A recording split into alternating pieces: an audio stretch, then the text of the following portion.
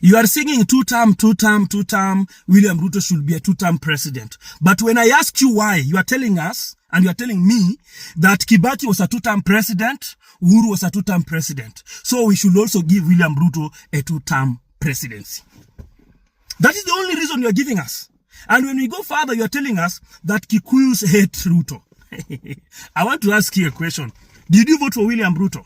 The same Kikuyus that you are now alleging that they hate William Ruto and they want him to go are the same people who voted for him. You want to tell me that Kikuyus never knew that William Ruto was a challenging when they were voting for him? Wewe ulipigia Raila Odinga kura. And you are now the one shouting on the social media telling us how Kikuyu wanachukia William Ruto. Are you out of your mind? Are you mad? Before you talk about Kikuyus and anybody else, let's talk about Raila. Let's talk about your Raila. Raila has been in government of Moi. He was in Uhuru's regime. He was in Kibaki's regime. And now he is in William Ruto's regime. The question I want to ask you, how is Raila being in government has changed your life? How many industries have you built in Luo Nyanza? How many? And as a community called Luos, what do you have? What are you contributing economically for the economy of the Kenya? How many industries do you have? The media stations you are listening and you are watching does not belong to you. The banks where you put your money does not belong to you. What are you producing as a country? How are you contributing to the economy of Kenya? Apart from being employed here by the same people unachukia. Radio Ramogi employed Wajaluo wangapi? That is a Kikuyu media station. Ramogi TV ni ya nani? Ni ya Kikuyu. Umeandikwa kazi huko nafanya huko. How many industries have Raila built for you in Nyanza that you can say hii ni yetu? What can you say? What can you stand and tell Kenyans that this belongs to us? Even the house you are living in belongs to a Kikuyu. Wewe kama Mjaluo, as a Luo nation, what are you producing? How are you contributing economically? Sikuandikwa tu hapa kazi kwa serikali hapa. Hizi ndogo kama walimu nini hapa. What are you producing? How many industries do you have? You have Lake Victoria, but the processing industry is in Thika. Why is it Raila cannot empower Luos? Because he knows very well. If he empowers Luos, they will no longer be his political pawns. He will no longer use you as his political pawns. The only thing that Raila can give you is poverty, bloodshed, deaths, graves in Luo Nyanza. That's the only thing that Raila can contribute to you. Raila has built economic empire. His economic empire for him and his family. He has built a political empire. But what about you? What about you people who have been used as his political pawns? What are you proud of as a Luo nation? What are you proud of? You can say, this is what Raila have been bringing to us. Because he was in Moi's regime, this is what he brought to us. Because he was in Kibaki's regime, this is what he brought for us. He was in Uhuru's regime, this is what he brought for us. And now he's in Kibaki's regime, this is what he's bringing to us. Can you tell us? Can you just be proud of yourselves and tell us what you have been receiving from this man called Raila? Your problem is not nobody else.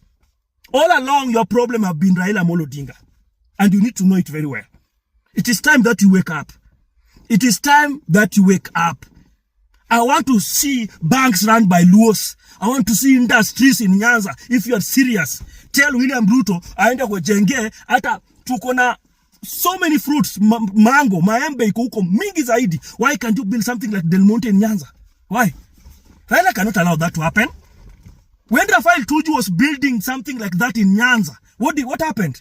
He told Luos that Kibaki gave Tuju money to come and build that industry so that Tuju could beat him in elections. And what happened? Luos walienda wakabomoa hiyo industry.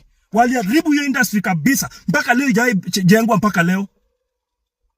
How are you going to develop without industries and job creation? How? Unatoka huko mbali unakuja Nairobi kutafuta job, unawacha freshwater lake there.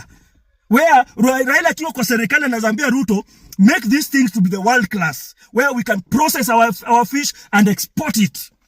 But he knows, if he empowers you, you are no longer going to be his political pawns. He is no longer going to use you as his political pawns. So that's the reason why. It's very simple. Make them poor, brainwash them, make them believe that you are the only savior. Whatever you say is true. Hata kama wanakufa njaa, hata kama wanakufa kwa maandamano, but as long as you are Raila, you're okay, they are okay. At Raila kikuwa serikali, so Luos are in government. How can Luos be in government when Luos are suffering with poverty? The poverty that is in Nyanza, people don't want to talk about it, but I will tell you today. Do you know, sometimes you see beautiful houses. Ya mtu anaitwa engineer, anaitwa pilot, you what, wanajenga nyumba kubwa kabisa. Then around him, watu wanaishi kwa nyumba nyasi. It's only in Luo Nyanza where people are still living in thatch houses. Let me tell you, places like Ugenya, where Rego comes from, watu wanaishi kwa nyumba ya nyasi. Na nyumba ile ya kuweka thatch, ile ya kuweka mud. My friend, let me tell you, is either Luos wake up or they die in poverty. Their problem is Raila Odinga. Raila Odinga atakangi kuona a leader who can change the lives of Luo people. Ukikuja, you want to change the lives of Luo people, anakumaliza politically. It is so sad. It is so sad. That baba ya Raila alitumia Wajaluo. Raila pia mwenyewe anakuja anatumia baba yako, anatumia watoto wako, but you cannot think, you cannot wake up, and you don't want to wake up.